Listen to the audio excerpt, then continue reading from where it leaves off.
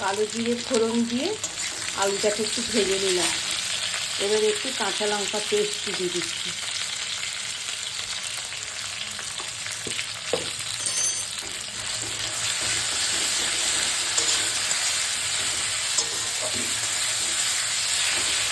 এবার পালং শাক ধুয়ে কেটে রেখেছি, পালং শাক দিয়ে দিচ্ছি।